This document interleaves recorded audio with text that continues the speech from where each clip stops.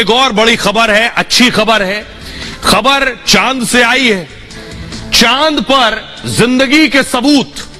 क्या चांद पर जिंदगी संभव है? कल मैंने आपको तस्वीर दिखाई थी, खबर भी बताई थी कि हमारे चंद्रयान ने जो खबर भेजी है वो ये कि चांद पर ऑक्सीजन है।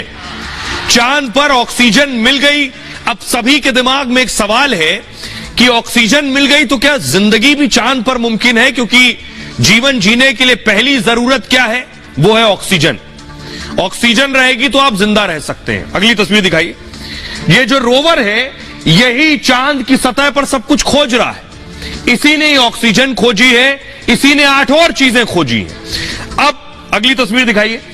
यह है चांद की सतह। सतह देखकर आपको लगेगा इस पर कैसे जीवन संभव होगा, लेकिन जो चीजें मिल रही हैं वो ये इशारा कर रही हैं कि इस पर जीवन हो सकता है, घर बस सकता है, बस्ती बसाई जा सकती है। तो क्या चांद पर वाकई 200 साल बाद हो सकता है, 100 साल बाद क्या बस्ती बस सकती है? जो चीजें मिल रही हैं उसके बाद जरा रिपोर्ट देखिए। चंद्रयान ने चांद पर हीरा और सोना से भी बड़ा खजाना खोज निकाला है। दुनिया के बड़े बड़े देश जो नहीं कर पाए वो भारत के चंद्रयान ने कर दिखाया। चंद्रयान ने चांद पर ऑक्सीजन खोजकर जीवन के द्वार खोल दिए हैं। अब आपको बताता हूं कि आखिर मिला क्या क्या है। यह बात मैं क्यों कह रहा हूं कि चांद पर बस्ती बस सकती है या बसेगी। अब से 30 साल पहले जैसे किसी ने कल्पना नहीं की थी कि हाथ में एक मोबाइल फोन होगा और सीधे कहीं भी खड़े होकर घूमते फिरते भी बात हो पाएगी, नहीं सोचा था।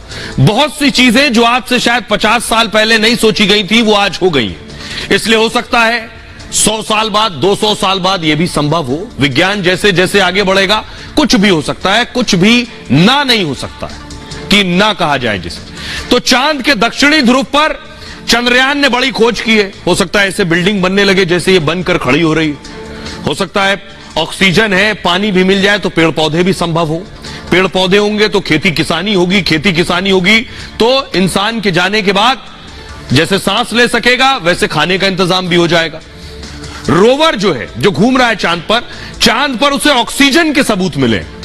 चांद की सतह यानी वहां की मिट्टी में ऑक्सीजन मिली है। चंद्रमा पर ऑक्सीजन होने का बड़ा मतलब निकाला जा रहा है। इस खोज के बाद दावा यह है कि चांद पर जमीन हमेशा सूखी नहीं थी, इसका मतलब नम भी थी। भविष्य में चांद की मिट्टी पर खेती भी संभव हो सकती है।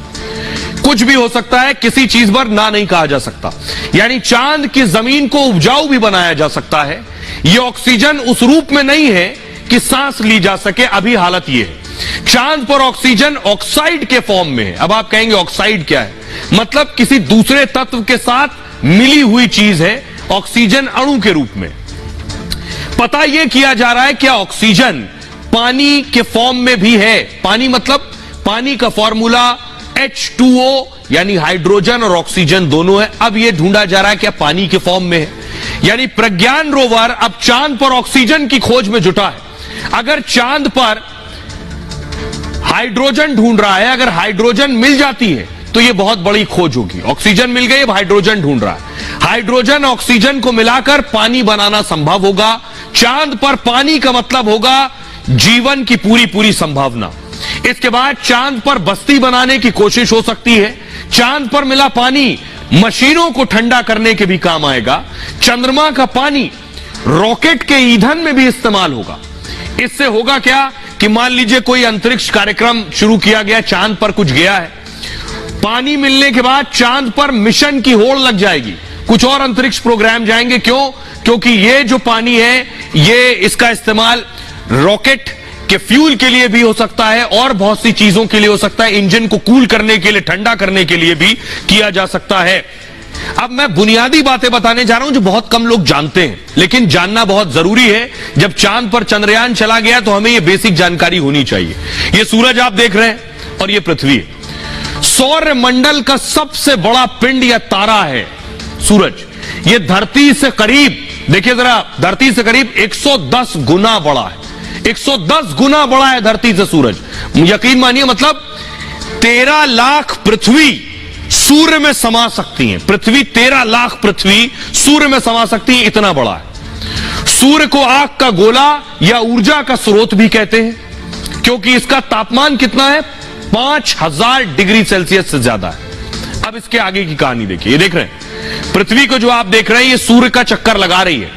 ये आपके लिए ग्राफिक्स के जरिए हम दिखा रहे हैं कि ये ऐसे चक्कर लगा रही है, वरना ये अपनी धुरी पर भी घूम रही है। जब ये धुरी पर घूमती है तो ये दिन और रात होते हैं। कभी यहां दिन है तो किसी और देश में रात है, क्योंकि ये धुरी पर भी घूम रही है। और ये ऐसे घूमते हुए 365 बार घूम जाती है। ये ऐसे भी घूम रही है और ये धुरी पर भी घूम रही है। धरती जैसे सभी 9 ग्रह सूर्य के चक्कर लगा रहे हैं। धरती, जो मैंने आपको बताया, ये 365 बार ऐसे घूमती है और एक चक्कर लगाती है सूर्य का। पृथ्वी से सूर्य की दूरी 15 करोड़ किलोमीटर है और धरती गोल है और एकमात्र ग्रह है जहां जीवन है। पृथ्वी में 70% से ज्यादा हिस्सा पानी है। चंद्रमा, अब देखिए चांद आ गया, देख रहे हैं आप चांद। चंद्रमा पृथ्वी का एकमात्र प्राकृतिक उपग्रह है और करीब 27 दिन में एक चक्कर पूरा करता है। चांद भी क्रिकेट बॉल की तरह आकार में गोल है, देख रहे हैं पृथ्वी के चक्कर लगा रहा है। चांद खुद को रोशनी से नहीं चमकता है। चांद किससे चमकता है? सूरज की रोशनी चांद पर पड़ती है और जिस तरफ हमारे होता है वहां हमें चमकता हुआ नजर आता है चांद के रूप में। धरती से चंद्रमा की दूरी 3,84,000 किलोमीटर है। इसी चंद्रमा पर चंद्रयान 3 ने नई खोज में हासिल किया है बहुत कुछ। मतलब अगर भारत चांद पर जिंदगी की तलाश कर रहा है। अब आपको बताता हूं कि आखिर आज हमें क्या हासिल हुआ है। जो हासिल कल रोवर को हुआ, ये ग्राफ जो देख रहे हैं, ये ग्राफ इसरो ने जारी किया है और इस ग्राफ के जरिए ये बताने की कोशिश है कि कौन सा खनिज कितनी मात्रा में मिला है और इसके अपने आप में बहुत मायने। अब आपको बताता हूं जो खनिज मिला है उसके मायने क्या है। सीधी सरल भाषा में समझिए जरा। बहुत से लोग सोच रहे हैं ये सल्फर का मतलब क्या है, आयरन का मतलब क्या है, तो क्या करें ये मिल गया है। ये देख रहे हैं, ये रोवर घूम रहा है चांद पर और इसे सल्फर मिला। ये जो सल्फर है ये हल्के पीले रंग का पदार्थ होता है। ये स्वाद और गंध रहित होता है। अब सल्फर क्या काम आता है? कार की बैटरी हो, तेल रिफाइनिंग में इस्तेमाल होता है इसका, बारूद कीटनाशक बनाने में इसका काम आता है, पानी की सफाई और खनिजों के खनन में इस्तेमाल होता है। मतलब चांद में आगे की खोज में ये बहुत बड़ी भूमिका निभाएगा। आगे बढ़ा दे तो देखिए टाइटेनियम भी मिल गया, अब क्रोमियम भी मिल गया, एल्युमिनियम मिला है। एल्युमिनियम मतलब ये बेहद हल्की और मजबूत धातु है। बर्तन से लेकर कलपुर्जे भी इस्तेमाल होते हैं, कलपुर्जों में इस्तेमाल किया जाता है। इससे हीटर और हीटर की कॉइल और फॉयल पेपर बनाए जाते हैं एल्युमिनियम से।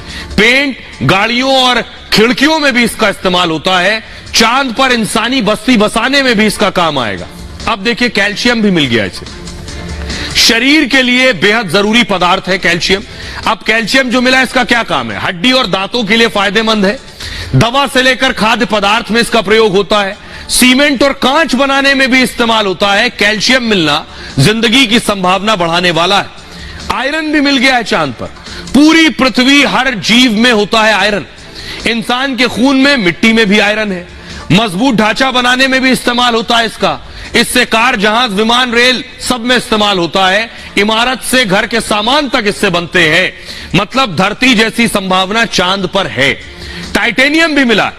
दुनिया की सबसे मजबूत और हल्की धातु है टाइटेनियम। एयरक्राफ्ट से बुलेट प्रूफ जैकेट तक इससे बनते हैं। मेडिकल, केमिकल और खेल के सामान भी बनते हैं। क्रोमियम भी मिला है ऊपर। अब आप कहेंगे क्रोमियम क्या वस्तु है? शरीर के लिए पहले तो क्रोमियम बहुत जरूरी है। मोटापा घटाता है, डायबिटीज कंट्रोल करता है। लोहा, एल्युमिनियम के साथ बड़े उत्पाद बनते हैं क्रोमियम से। क्रोमियम मिलना मतलब जरूरी पदार्थ मिलना। मैग्नीज मिल गया है। मैग्नीज से क्या होगा? उद्योग और जैविक क्रियाओं में इस्तेमाल होता है। ये हड्डियां मजबूत बनाता है, इम्यूनिटी बढ़ाता है, हार्मोन संतुलन में भी मदद करता है, कांच और बैटरी बनाने में भी काम करता है। सिलिकॉन मिला है। इससे क्या होगा? धरती पर ऑक्सीजन के बाद सबसे ज्यादा ये मिलता है।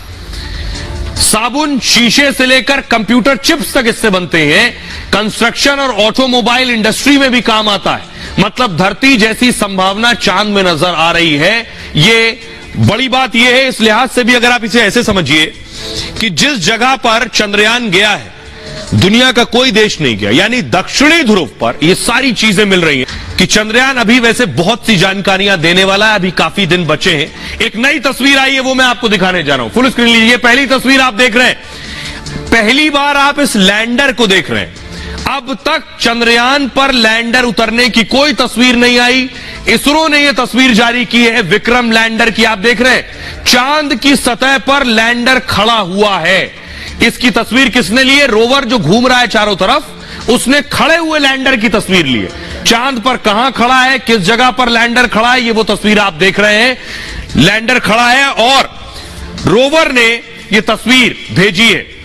अब आपको बताता हूं कि आखिर ये जो तस्वीर भेजी गई है, ये इसरो में आई है तस्वीर। इस तस्वीर को कैसे पृथ्वी तक पहुंची है, देख रहे हैं ये तस्वीर इसरो में पहुंची है। ये तस्वीर भेजी है रोवर ने। प्रज्ञान रोवर चांद की नई तस्वीरें भेज रहा है। दरअसल वो चांद की सतह की अनदेखी तस्वीरें पहुंचा रहा है।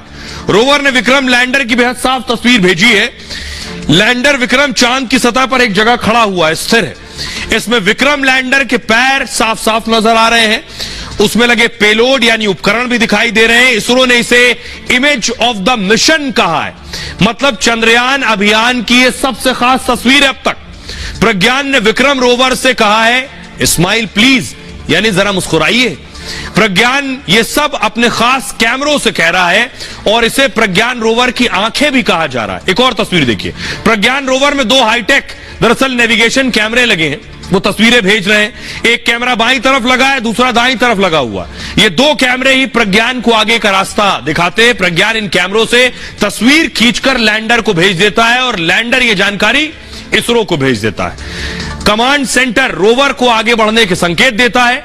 एक बार में रोवर को 5 मीटर तक बढ़ने के संकेत मिलते हैं। उसके आधार पर ही प्रज्ञान रोवर रास्ता तय करता है। मतलब प्रज्ञान की आंखें चांद पर गड्ढे या चट्टान भी बताते हैं। ये तस्वीर देख रहे हैं, ये आगे जो गड्ढे और चट्टान है ये भी दिख गया उसको। 2 दिन पहले इस तरह रोवर गड्ढे में गिरने से बच गया था। आगे गड्ढा दिख रहा है, चांद पर यह गड्ढा था और रोवर इसमें गिर सकता था। रोवर ने कैमरे से तस्वीर विक्रम लैंडर को भेजी थी जिसमें प्रज्ञान के सामने एक बड़ा सा गड्ढा था। तब विक्रम ने उसे फौरन रास्ता बदलने को कहा और इस तरह प्रज्ञान चांद पर बड़े हादसे से बच गया था। और अब अगले पड़ाव की बात करते हैं। अगला पड़ाव क्या है? अगला पड़ाव है अब सूरज तक जाने का। सूरज पर नहीं, सूरज तक जाने का। यह रॉकेट बन गया है।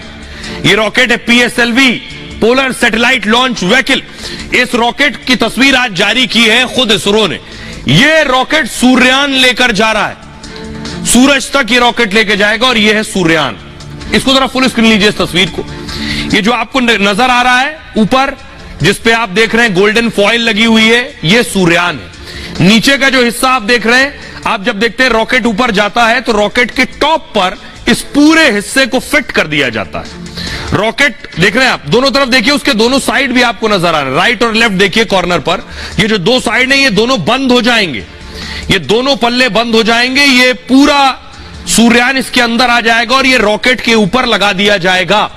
और रॉकेट के ऊपर लगाने के बाद क्या होगा कि ये जैसे ही पृथ्वी की कक्षा पार करेगा, रॉकेट के टिप आगे से अलग हो जाएगा, रॉकेट अलग हो जाएगा और इसे पृथ्वी की कक्षा पार करा देगा। इस तरीके से ये सूर्य की तरफ बढ़ेगा। ये आप देख रहे हैं, ये सूर्यान है और ये है PSLV रॉकेट। चंद्रयान की सफलता के बाद सूर्यान की बारी है।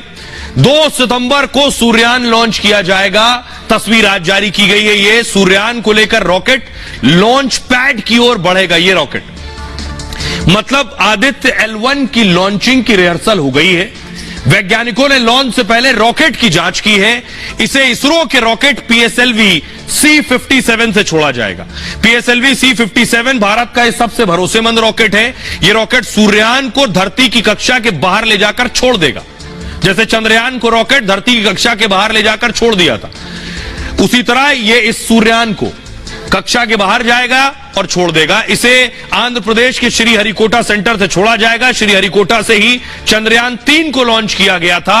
41 दिन में चंद्रयान 3,84,000 किलोमीटर की दूरी तय करके चांद तक पहुंचा। सूर्यान धरती से 15 लाख किलोमीटर जाएगा और आदित्य L1 यह दूरी 4 महीने में पूरी करेगा। यानी सूरज तक जाने में 4 महीने लगेंगे जबकि धरती से सूरज की जो दूरी है वो 15 करोड़ किलोमीटर है, ये 15 लाख किलोमीटर जाएगा।